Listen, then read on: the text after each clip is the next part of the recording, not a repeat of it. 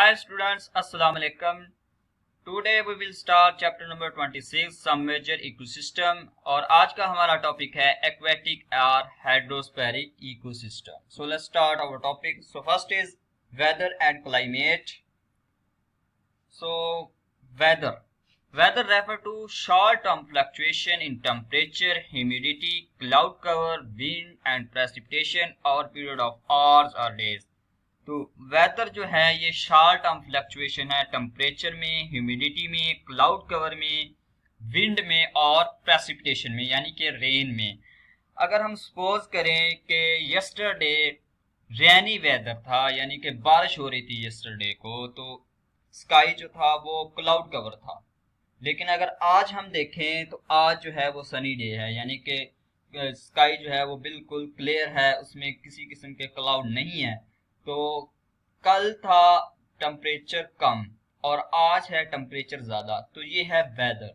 तो वेदर हम कहते हैं कि ये शॉर्ट टर्म होता है, ये एक आवर से आवर तक भी चेंज हो जाता है और डे से डे तक भी चेंज हो सकता है, तो इसको कहते हैं weather. Next is climate. Climate refer to overall pattern of weather that prevail from year to year, even country to country in a particular region. तो जो क्लाइमेट होता है ये प्रीवील करता है ईयर टू ईयर तक और कंट्री से कंट्री तक एक पर्टिकुलर रीजन में. लाइक अगर हम सपोज करें कि इंग्लैंड है, एक कंट्री है, उसमें अगर हम क्लाइमेट देखें तो वो कोल्ड होता है, या वहाँ पे जो ना सारा साल गर्मी इतनी नहीं होती, उसका टेम्परेचर कम होता है, तो उसका क्लाइमेट क्या होगा, कोल्ड. और इसी तरह अगर हम पाकिस्तान में देखें तो पाकिस्तान में टेम्परेट रीजन है, मॉडरेट है, यानी कि इसमें विंटर भी होता है और समर भी होता है. तो पाकिस्तान का क्लाइमेट और है और इंग्लैंड का और है. तो पाकिस्तान में भी जो ईयर से ईयर जो है वो वेदर क्लाइमेट जो है वो रहता है. और इसी तरह कंट्री का अगर हम देखें तो इंग्लैंड में कोल्ड है और पाकिस्तान में टेम्परेट है. तो ये है क्लाइमेट. नेक्स्ट इज एक्वेटिक और हाइड्रोस्फेरिक ecosystem. Hydrospheric ecosystem is a system in water where living or non-living component exchange material and transfer of energy also takes place within water.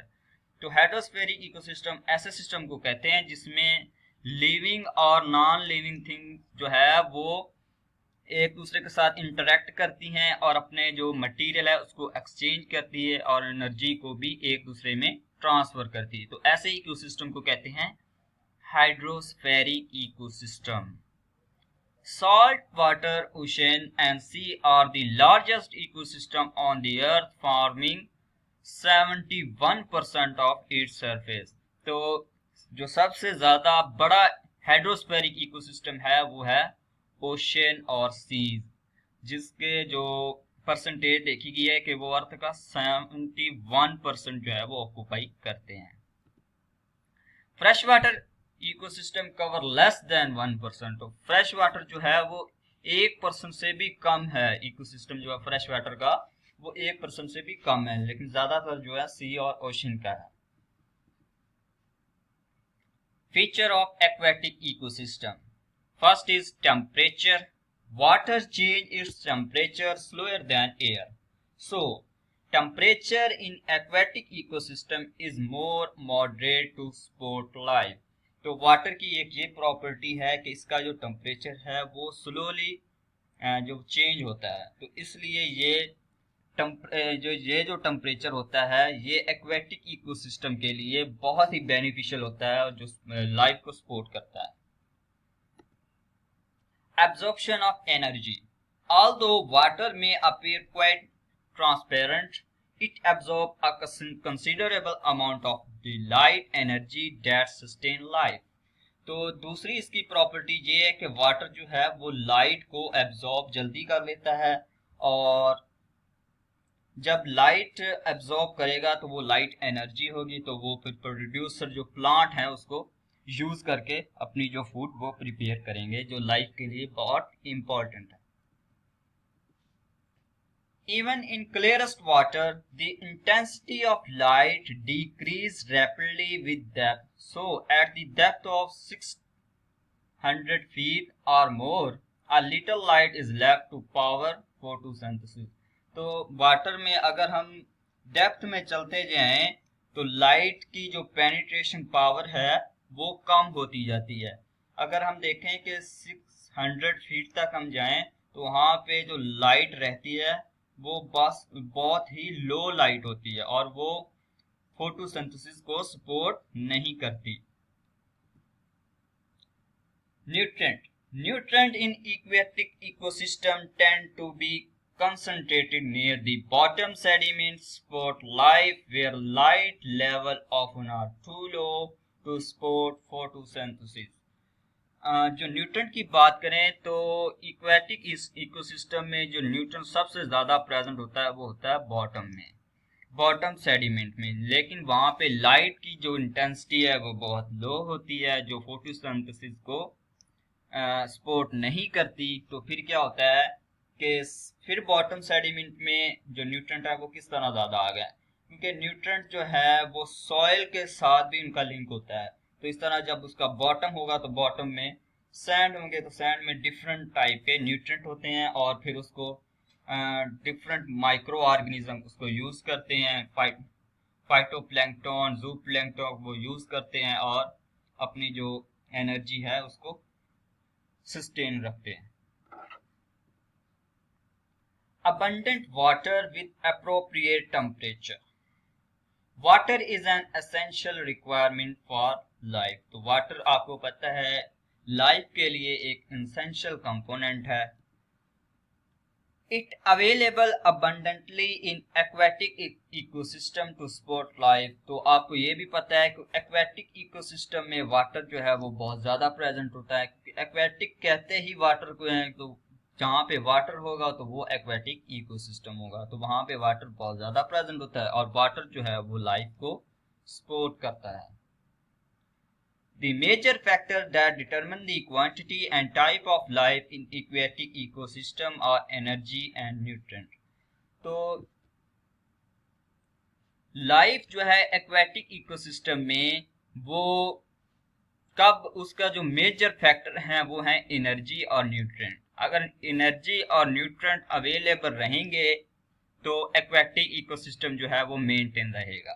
तो हम इसकी क्वांटिटी भी डिटरमिन कर सकते हैं कि लाइफ के ऊपर कौन कौन से फैक्टर जो है वो अफेक्ट कर रहे हैं।